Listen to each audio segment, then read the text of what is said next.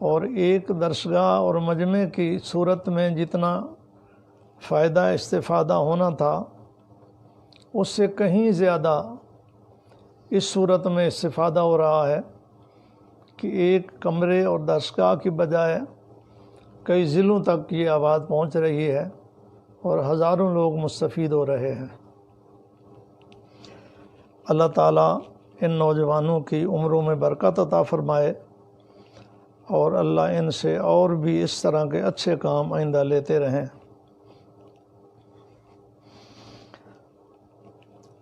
دوسری بات یہ ہے کہ جس موضوع پر سے گفتگو ہو رہی ہے وہ ہے خطابت کا موضوع،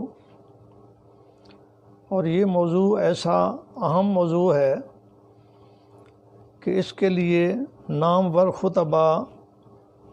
اور بڑے بڑے اہل علم حضرات اس پر گفتگو کر سکتے ہیں۔ میں اس فن سے زیادہ متعارف نہیں ہوں اور اس فن کے رموز کو جاننے والا نہیں ہوں، لیکن میرا انتخاب انہوں نے اس لیے کیا ہے کہ مجھے ایک خصوصیت اور اعزاز بھی حاصل ہے کہ میں خطیب تو نہیں ہوں لیکن خطیبوں کا استاد ہوں۔ تو استاد الخطباء ہونے کے ناطے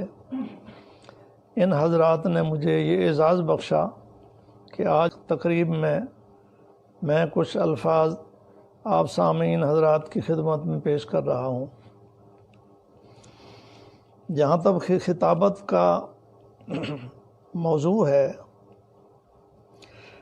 تو اس پر ماشاءاللہ نامور خطباء نے اور اس میں کئی دانشور حضرات اپنے مخصوص انداز میں بیان کر چلے۔ اس میں گنجائش تو باقی نہیں ہے، لیکن قرآنی اصول کے مطابق وَذَكِّرْ فَإِنَّ الذِّكْرَىٰ تَنفَعُ الْمُؤْمِنِينَ، اللہ تعالیٰ فرماتے ہیں نصیحت کرتے رہو، ایمان والوں کو نصیحت فائدہ دیتی ہے۔ تو ایک بات کو بار بار دہرانا اگر وہ بات اچھی ہو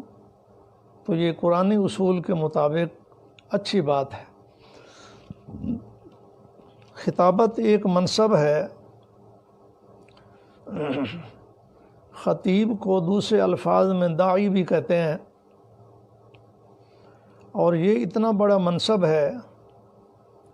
کہ سب سے پہلے اللہ نے یہ منصب انبیاء علیہ السلام کو عطا فرمایا۔ امتوں کو یہ منصب بطور نیابت کے ملا ہے، اصل میں یہ منصب انبیاء علیہ السلام کا ہے۔ تمام انبیاء علیہ السلام اپنی امتوں کے لیے داعی تھے۔ اسی طرح یہ شعبہ جتنا اہم ہے اور یہ منصب جتنا بڑا ہے، یہ اتنا حساس بھی ہے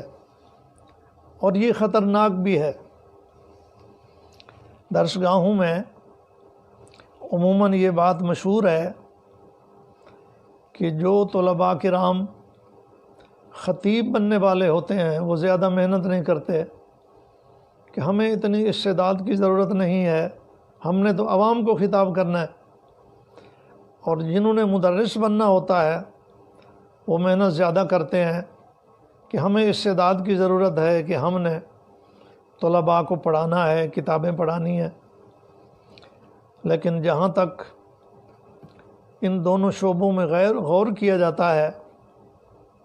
تو میرے خیال کے مطابق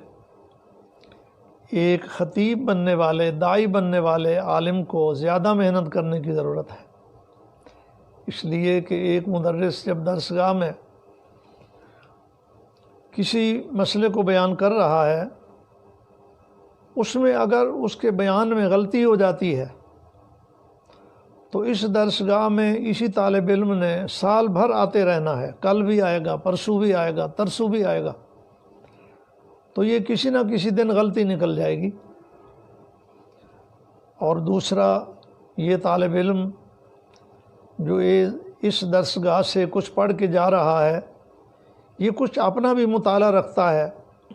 یہ اسی کتاب کو دوبارہ پڑھے گا، اس کی شرح کو دیکھے گا،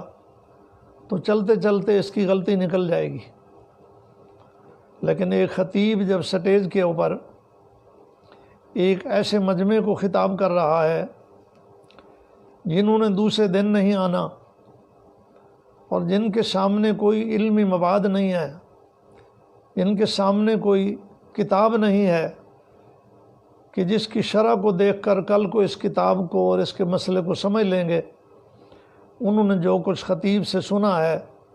ان کے لیے یہی حرف آخر ہے۔ اگر خطیب کسی غلط بات کو بیان کر جاتا ہے تو یہ ہمیشہ کے لیے وہ مسئلہ اس آدمی کے ذہن میں پک گیا اور وہ ساری زندگی اس غلط مسئلے کے مطابق عمل کرتا رہے گا، اور میدان قیامت میں پکڑ اس خطیب سے ہوگی۔ اور اس خطیب کے بس میں بھی نہیں ہے، کبھی اگر اس کو تنبؤ بھی ہو جائے کہ میں نے فلاں سٹیج پر فلاں غلط بات کی تھی، تو یہ ان سامعین کو کہاں کہاں سے تلاش کرے گا، اپنی غلطی کا کہاں کہاں ازالہ کرے گا۔ جنہوں نے سنا ہے وہ سن کر چلے گئے، معلوم نہیں کوئی کہاں رہنے والا تھا۔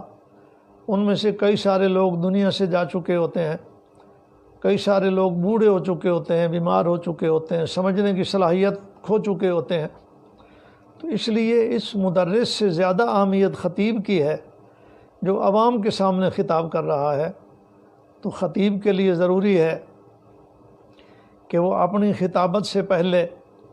چند چیزوں کا اہتمام ضرور کرے۔ پہلی بات تو یہ ہے، اگر کوئی مسئلہ بیان کرنا ہے تو اس مسئلے کی تحقیق مفتیان کرام سے کرے، مفتیان کرام سے اس مسئلے کی تحقیق کر کے جو راجح قول کے مطابق مسئلہ ہے عوام کے سامنے وہ بیان کرے۔ وہاں فقہا کے اختلاف کو بھی مت بیان کرے، وہاں تو مرجح بات، ترجیح شدہ بات کو بیان کرنا ہے، کیونکہ سامعین نے آگے جا کے کوئی تعلیم نہیں دینی، آگے انہوں نے اپنے علم کو نہیں بڑھانا، انہوں نے تو اس مسئلے کو لے کر عمل کرنا ہے۔ تو عمل کے لیے ضروری ہے کہ راجح مسئلہ بیان کرے، اور راجح مسئلے کا پتہ مفتیان کرام سے چلے گا۔ کتابوں میں کئی سارے اقوال لکھے ہوئے ہوتے ہیں، ان میں سے آدمی خود ترجیح نہیں دے سکتا کہ ان حالات کے مطابق کس قول کو ترجیح دی جائے، یہ مفتیان کرام کا کام ہے۔ اس لیے اگر کوئی فقہی مسئلہ بیان کرنا ہے سٹیج پر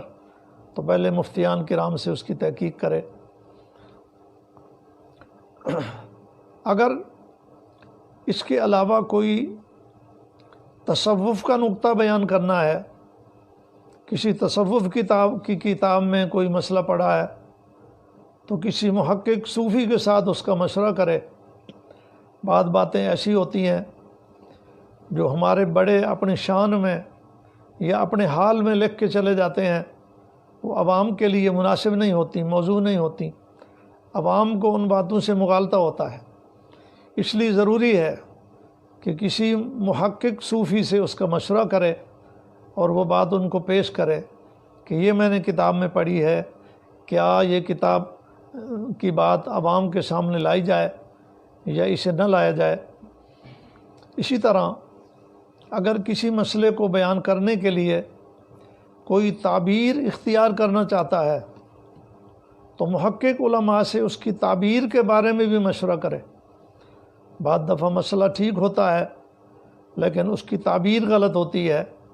تو تعبیر غلط ہونے سے مفہوم غلط ہو جاتا ہے، تو تعبیر کے بدلنے سے بہت سارے مغالطے اور غلط فہمیاں پیدا ہو جاتی ہیں۔ تو اس کے لیے ضروری ہے کہ فتوے میں مفتیان کرام سے مشورہ کرے، تصوف کے رموز میں صوفیاء کرام سے مشورہ کرے،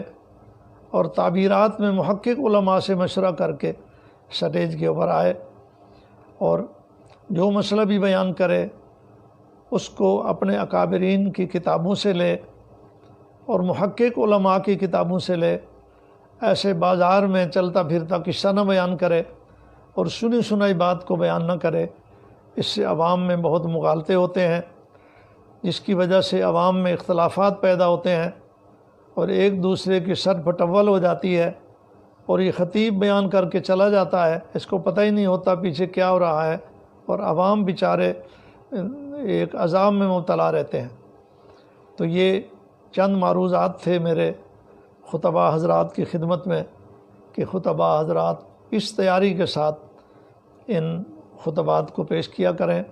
اور آخر میں خطبہ حضرات سے عرض کروں گا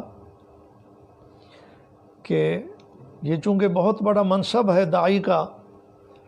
داعی جب دعوت دے رہا ہوتا ہے تو وہ اس وقت اس پورے مجمع میں فائق ہوتا ہے، ان کو ایک اللہ کی بات پہنچا رہا ہوتا ہے اور دعوت دے رہا ہوتا ہے۔ تو اس موقع پر بہت ساری روحانی بیماریاں پیدا ہونے کا خطرہ ہوتا ہے، آدمی کے ذہن میں کبر پیدا ہو جاتا ہے، خود رائی پیدا ہو جاتی ہے، بعض دفعہ دوسرے لوگوں سے حسد پیدا ہو جاتا ہے، بعض دفعہ کوئی